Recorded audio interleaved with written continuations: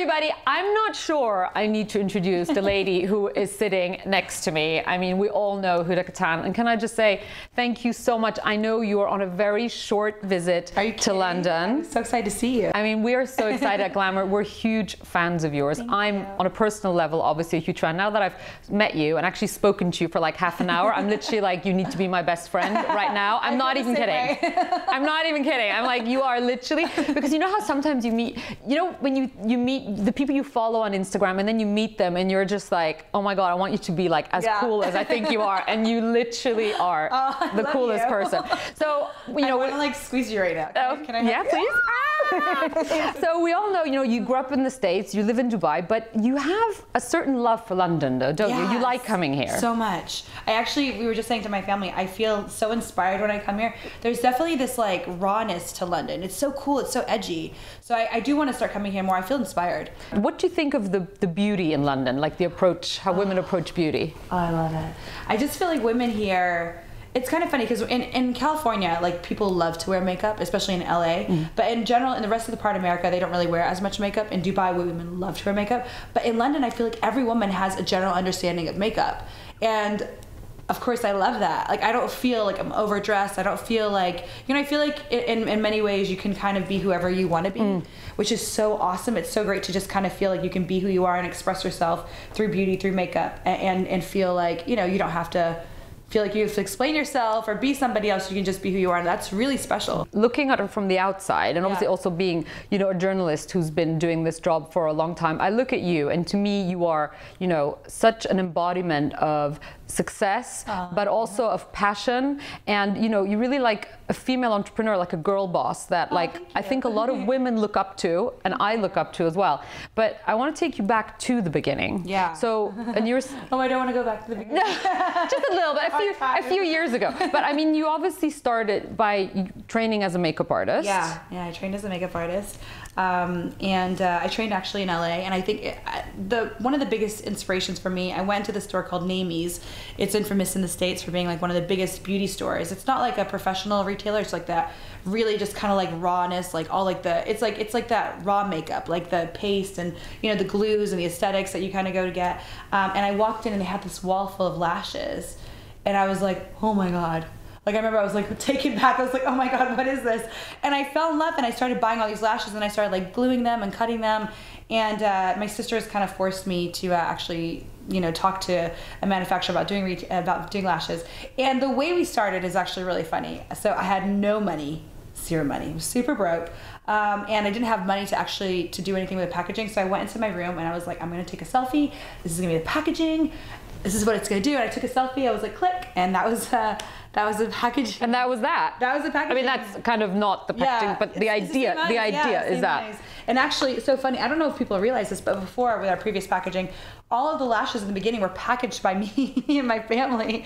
So we would actually literally, like, do you remember this? Like, I don't know if anybody remembers this, but we would literally like package them ourselves and then send them to Sephora. It was very, very simple beginnings. But I think that's really inspiring, because that's the thing. You can look at you now and think like, oh, but you are so involved still in every aspect of the business. Probably too involved sometimes. I think I drive my team crazy, but you know, I think that there's still a vision that I want to carry out. And you know, that's why I think a lot of times, like, maybe we don't really know what the brand is doing in the outside, because we're just like on the inside so much. And you know, it's doing well, Huda.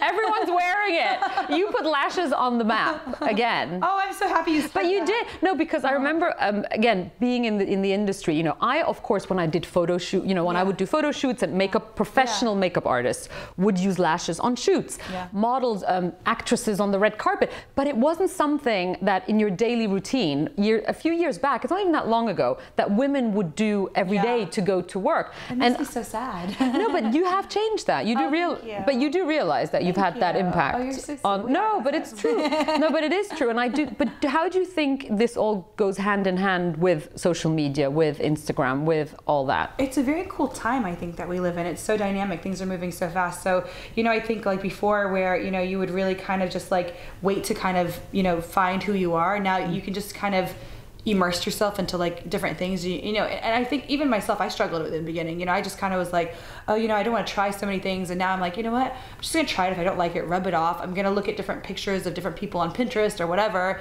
and get inspired. So I think like nowadays I think you're almost like you're given permission almost to really experiment. You know, and before like it was almost like, you know, I think not accepted, you know, so much, and now like individuality and differences are just so like celebrated.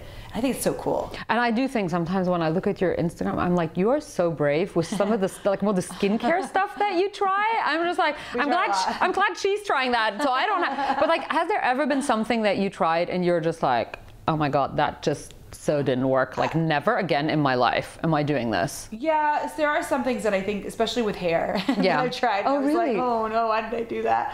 But you know, I think, well, you probably have done those masks too, where you put egg in your hair and then you go into the shower, you don't realize you accidentally cook it. You use hot water. Yeah. Oh my God, then it turns into an omelet or a scrambled egg. I've had that happen a bunch of times, so you have to like learn how to do that. But I mean, you know, beauty is fun. You know, at the end of the day, I think like a lot of times people take it too seriously, and I think that I would like to be a part of the change, to like make it like a little bit more lighthearted and warm. I think that's important that it's warm. I think sometimes like beauty and fashion can be so intimidating, you know, and it's like you know, you're this beauty icon in UK, and you're so warm, and no, but I think it's important. You know, you're so warm, and I think it's really important to like, you know, people need to know that, they need to feel that, they need to feel that they can be a part of it, not just like it's something that it's inaccessible. I think that's like, you know, so like. That's what it is now. It's like, it's how can I be a part of that too? And I think that's really cool. Beauty is like so much more than just, you know, looking good. It's feeling good. It's like on how you can like change the structure of people's faces. People make money out of beauty. I mean, there's so many things to it. But also how it make it's so. Because I have to say, sometimes people are like, oh, makeup. I do it for me. Yes. Like it makes me happy. I don't do it makes for my husband. Me. I love him, but I don't do it for him. I mean, I did make a little effort for you today. I have to say, I did do it. But generally, you know, I think sometimes people don't realize because I remember when I was a teenager, you know, I would always look at fashion magazines, and I've never been a skinny girl. You know, I've always been a curvy girl, never been skinny.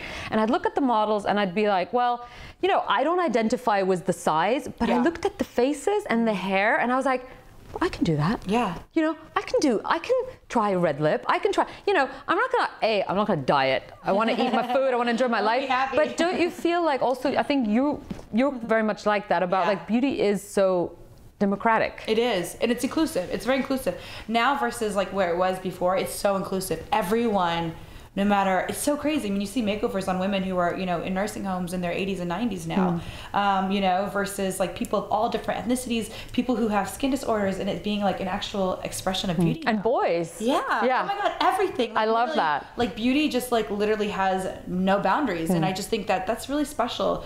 I don't know where the world of beauty is going to go next. Well, that was one of my questions. Where is it going to go next? We don't know. I have a hypothesis. Okay, tell us. Share it with Glamour.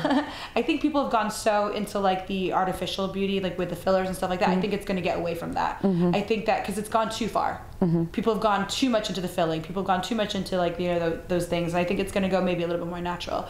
I think it might take some time for that, but I think that's probably where it's going to head next. Word, you heard it here first.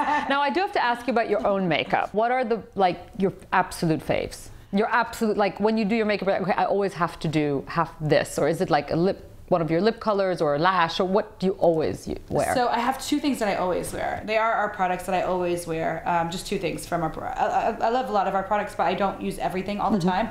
But our lip contour in Trendsetter, I actually kind of created it for myself. So it's like that thing that I use every single day without fail. Actually, if you look into my bag, I have nothing except for that. That's the one thing you carry around. And sometimes usually lotion. But that's it. Just because I feel like at least I'll be put together. My lips will always be on. So that's like the one thing I always have to have. And then our Farrah lashes.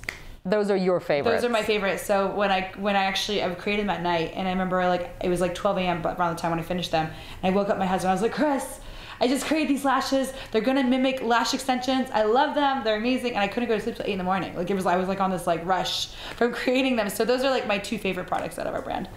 But would you not necessarily bestsellers, but my favorite. No, but that's the thing. But I mean, that thing's the kind of when I did my little MAC lipstick. It was kind of like the one that I wanted. I love your lipstick. Can we talk about your lipstick? Well, I'm dying to get. Huda, please, can you talk about my lipstick, Huda? Please, can you? Okay. I'm so happy that you did this because I was literally like, I'm not even joking. Today I was literally looking for like a sheen, like I don't always just want to have matte lips, but I also don't want gloss. So this for me, I'm like so excited. I need a mirror because I don't want to put it on now. But I was looking for that. We can do it on Insta. Like Insta later. I basically just wanted something just like on top, just to give me like what you have. Thank you. Well, can I have what you have? Would you agree to do a little makeup on me? 100%. Okay. Well, let's do that, and then let's do a separate video with a little makeup on me. But can I just say thank you so much? It was so amazing talking to you, and I'm even more of a fan now that I've spoken to you. So thank you so much. Bye. For more videos like this, please make sure you guys subscribe to Glamour UK.